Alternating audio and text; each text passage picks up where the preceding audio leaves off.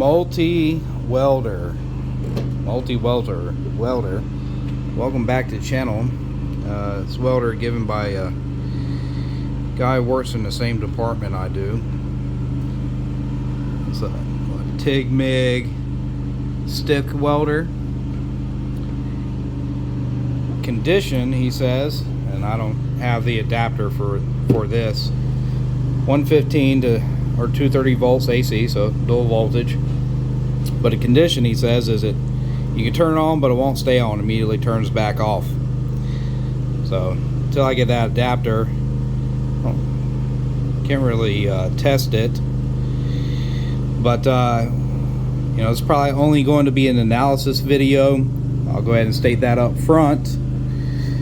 But we'll at least get it apart and look at it. I'll see what could potentially be the cause of that.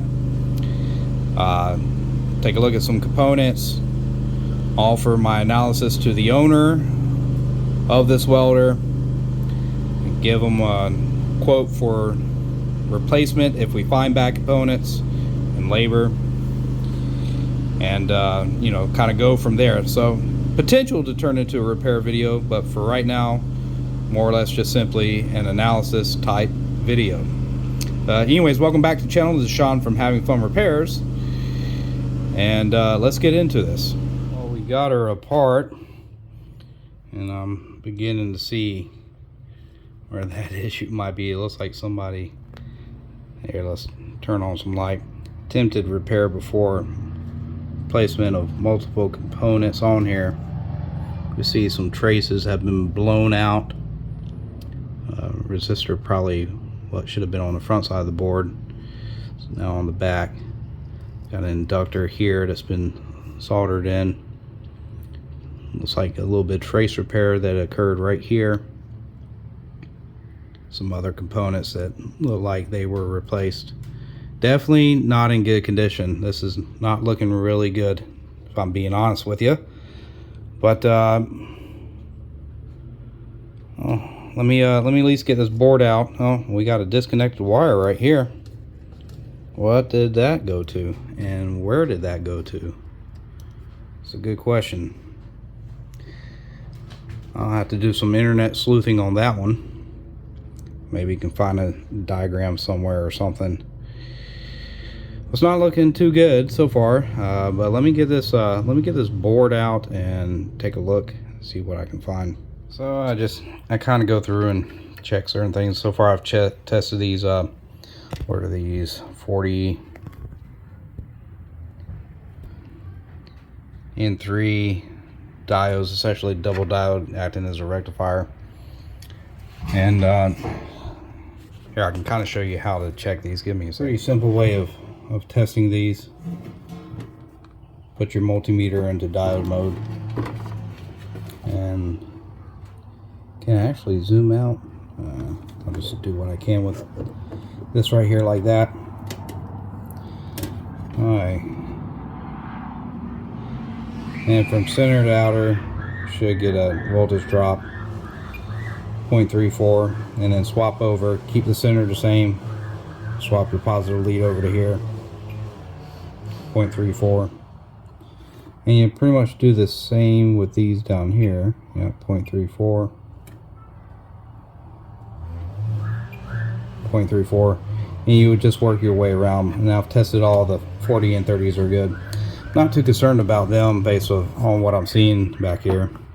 Now these what was it, 60T65PS, I'll need to look those up.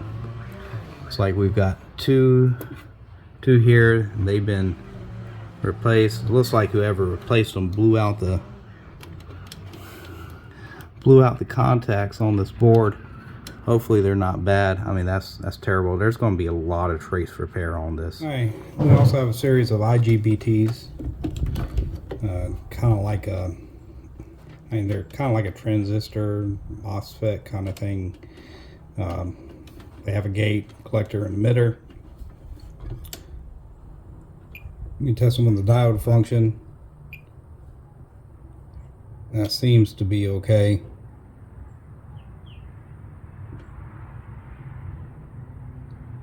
Of course, this is in circuit.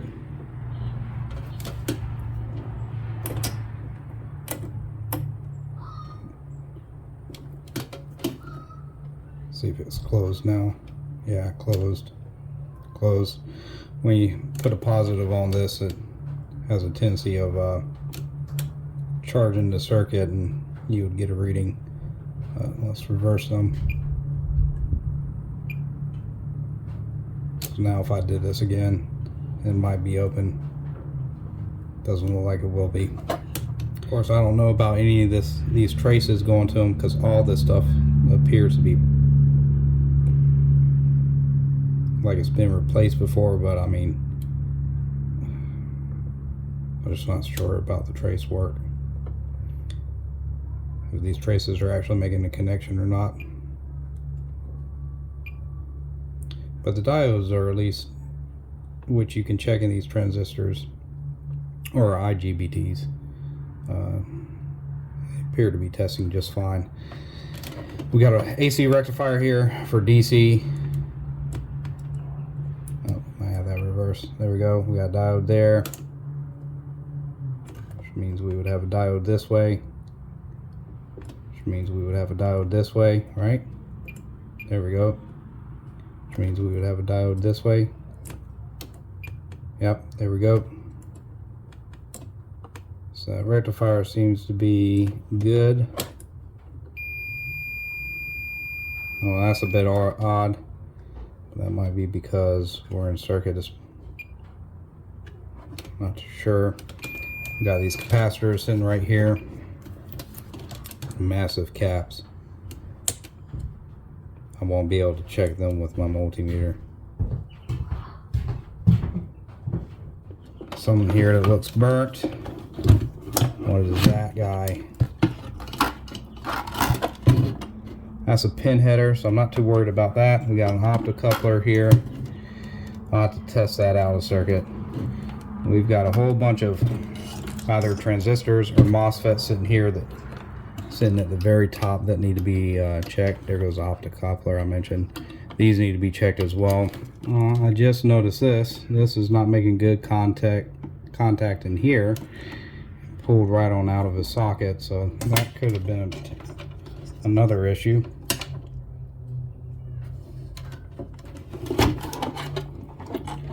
That's something that I can address before I give it back to the customer. Have them check it out. Oh, looky what else I found when I was turning this over to look at these MOSFETs. Looks like our capacitors here have peed across the board. And well, what's that down there? Can I get this stupid thing to focus? Come on now. Oh, nope, too much. Focus. Come on now. Guess I'll have to slowly go in.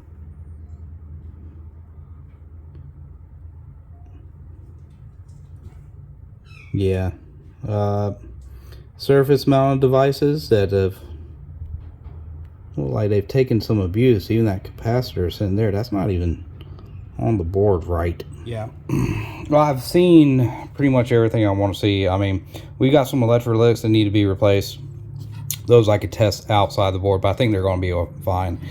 The IGBTs test good. These, whatever they were, again, those tested fine. We've got a wire that needs to be soldered back into there. We had one that was not connected to a 3-pin cable like this.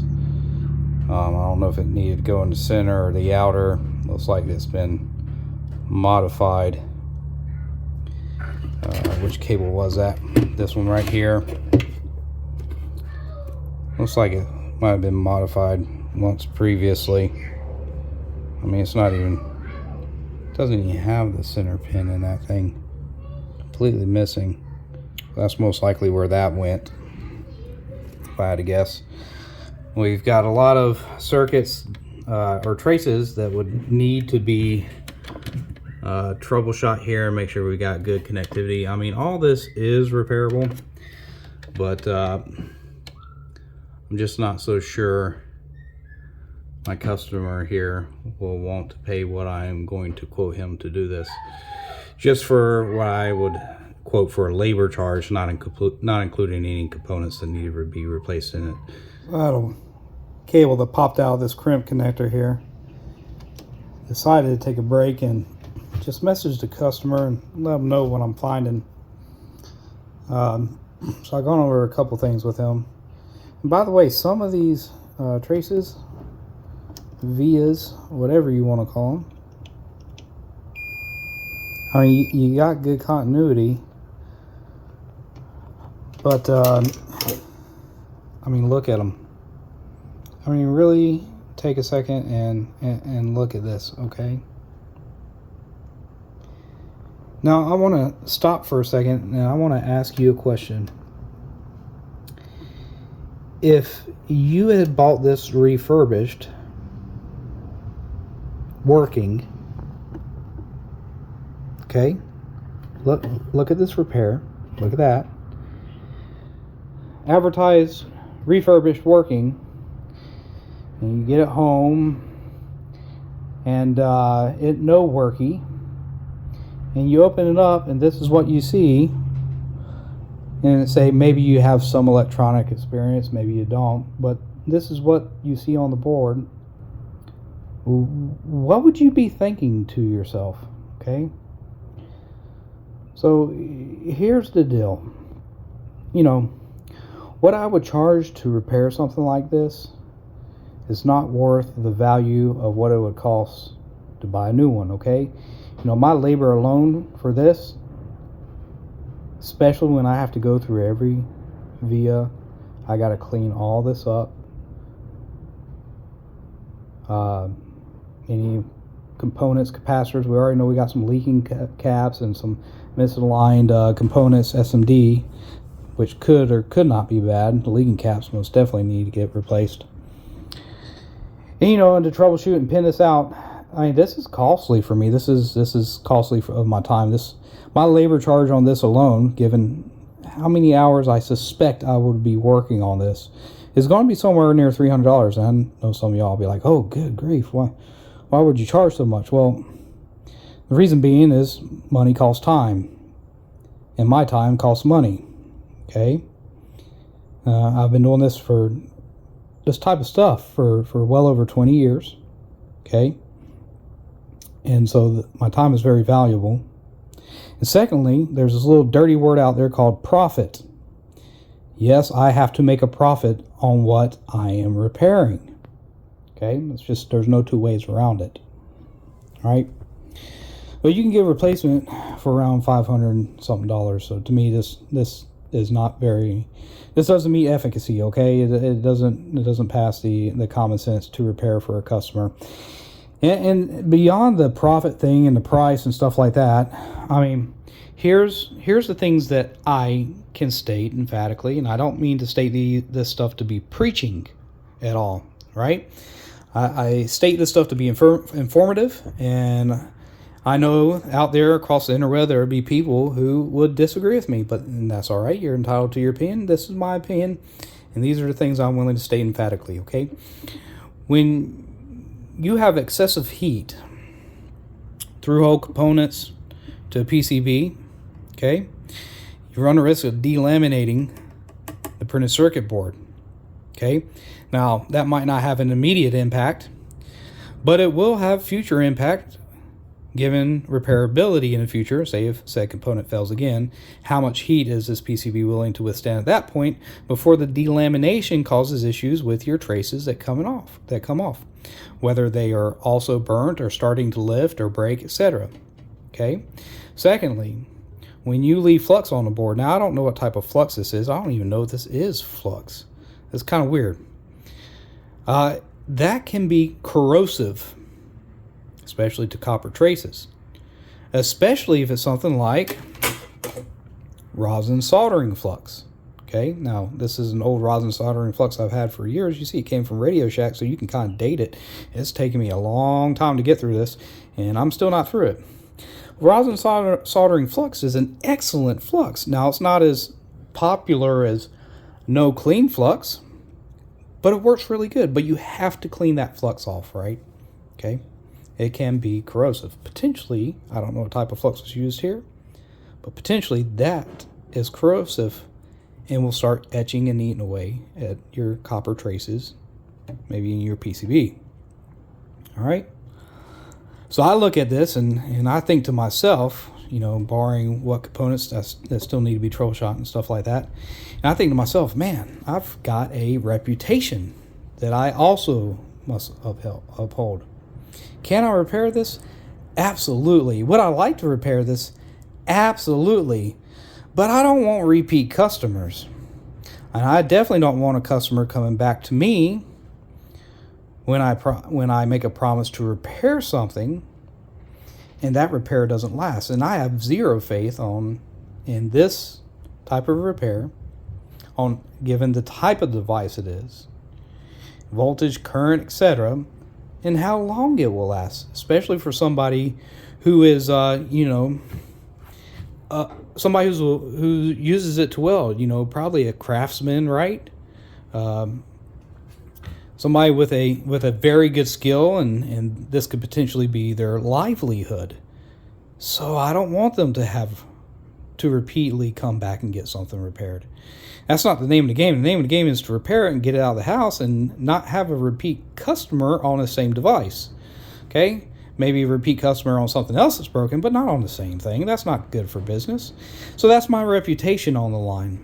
All right, so message the customer. I was honest. I went over everything. One of these wires that popped out, he mentioned to me as well that he had noticed that it was loose and he had pushed it back in. Well, now it's crimped, and maybe that will work. Who knows? But, that's going to be it for this one. I've analyzed what I'm willing to analyze. I've taken enough pictures to have a good visual inspection. I've tested the IGBTs, the double diode rectifiers, the actual AC rectifier. I've ohmed out some components. On and off camera, I've done some things, but the majority of what I wanted to capture is recorded here on this video. So I'm going to get this thing back together, and the customer said, actually used the photos and everything I explained to him, and he was able to go back to the company, and they're going to replace it. So I will get paid an inspection fee, which isn't a lot, and the customer is going to get a device based upon my recommendation to him, and actually replacing one. So hopefully the people who sold this, they're looking at their technicians. Maybe one or two of them stumble across this video, and I hate to put it in these terms, but this is a term I believe in. You must have pride in what you do. Okay? I get it. If it makes continuity, or the bigger the glob, the better the job, what does it matter? Well, it matters to me, because my reputation is on the line, and I want my customers to be happy with what I work on. Well, and there you have it. Amico Power 3-in-1. MTS 165 MIG TIG stick welder put back together. So probably not what you were expecting out of this video. Like I said in the beginning, it's primarily just going to be an analysis video, a lot of visual inspection, a little bit of component inspection stuff. A part of me really would like to just tell the guy, hey, I'll do it for very cheap, but that's just not the way to run a business. But I'm happy for the owner anyways, who was able to take the recommendation, the photos I gave and everything else, and go back to the company to get a replacement. So I guess overall it's a win-win. Anyways, thank you for watching this episode of Having Fun Repairs. This has been Sean. Oh yeah, I moved everything from Patreon over to channel membership. I just kind of wanted to consolidate everything into one place. So if you want to become a member, please consider that. And new to this channel, please consider subscribing. Give this video a thumbs up if you liked it. Leave me comments, tell me your thoughts, disagree or whatever. Just make sure that you understand if you disagree with what I say, that's fine. I'm going to still state my opinion because this is my channel. Anyways, take care and goodbye.